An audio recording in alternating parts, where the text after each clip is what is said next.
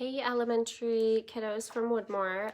This is Mrs. Webb. I have one more story that I was going to read you today. I mean, I have a few more, but for tonight, this is called the Noisy Paintbox. And it's actually a story about an artist we often look at. And his last name is Kandinsky. And I just love this book because it really talks about his life and what that was kind of like as a little boy and learning to kind of be his own artist in Russia. So you can kind of see him here. Some of you might relate to this mood that he's in right now. So let's get this started. Vasya Kandinsky spent his days learning to be a proper Russian boy. He studied bookfuls of math, science, and history. So you can see he just seems like a little meh. He practiced piano scales to the marching click of the metronome. If you've ever seen a metronome before, it keeps your time. It kind of makes like a ticking noise, like in rhythm.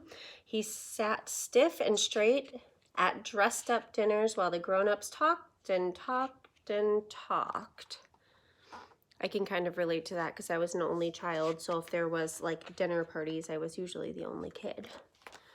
Vasya's well-off world was perfectly polite until the day his aunt gave him a small wooden paint box. You can see him there. He's kind of looking at it like, what's going on here? Every proper Russian boy should appreciate art, said Auntie. She showed Vasya the correct way to mix colors on the paint box palette. Vasya mixed red with yellow, then he mixed red with blue, and the colors changed. And as they did, Vasya heard a whisper, hiss, a louder hiss, and then still a louder hiss. Oh, I wanted to show you guys that because look, as he's mixing those colors, what's happening? He's sort of, I think it's like an emotional moment that he's having. What's that sound? Asked Vasya. I don't hear a thing, said Auntie. Vasya listened to his brush, stirring and swished. The swishing colors trilled like an orchestra tuning up for a magical symphony. And you kind of see those colors sort of swirling, definitely in his imagination, which is really cool. Mama, Papa, called Vasya. What a noisy paint box. Oh, silly Vasily, said Papa. Stop being foolish, said Mama. Vasya painted the sound of the colors. He spun a bright lemon circle onto the canvas. It clinked like the highest notes on the keyboard. He brushed a powerful navy rectangle that vibrated deeply like the lowest cello strings. He tossed up jagged swashes of blaring crimson and added cheerful dots of blurring green, clanging orange, and tinkling violet. Vasya painted and painted until the colors went quiet. You can kind of see on here, he's getting really excited as he's painting. Look what I made, shouted Vasya. It's a house, said Auntie. Is it a flower, asked Mama. What's it supposed to be, asked Papa. It's music, said Vasya, waltzing his painting around the house. Calm down, said Mama. Do some math, said Papa. Heavens, said Auntie, this boy needs a proper art class. So Vasya went to art class and learned to draw houses and flowers just like everyone else. Some of you probably feel like your artwork looks like everyone else's sometimes, and some of you probably feel like yours looks a little different than everyone else. As the years passed, Vasya finished school and studied to be a lawyer. He ignored his noisy paint box and lived the way people expected. But Vasya couldn't ignore the sounds of the colors singing to him in the streets of Moscow. The canary-colored yellow box whistling as he rode to work. The scarlet sunset haze ringing above the ancient Kremlin walls. An ivory chorus of snowflakes scattered on the sable collar of his overcoat. Just love the illustrations in this book too. They really make you feel what Vasya's feeling. One evening, suitably streamed and starched, Vasya attended the opera. As the orchestra's music crashed around him, the colors of the noisy paint box twirled wildly in his mind.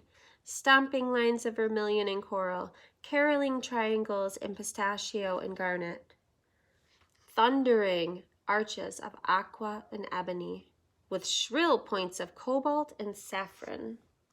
Vasya heard the colors singing. Vasya saw the music dancing. So you guys can kind of see that there.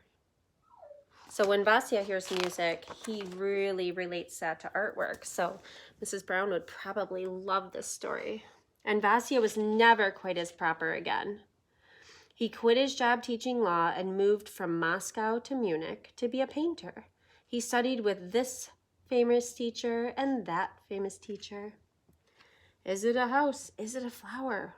What's it supposed to be? His teachers asked.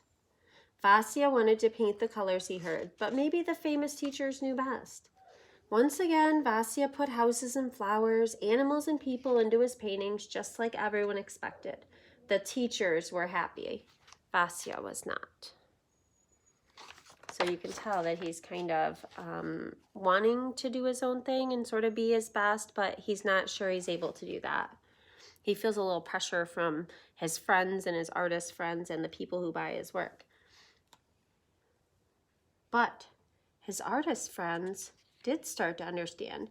They too were tired of painting pretty landscapes and pretty ladies. They thought art needed to change. Art should make you feel, Vasya told him, like music. Exactly, said his friends, but none of them knew how to paint feelings. Until the day Vasya grew brave enough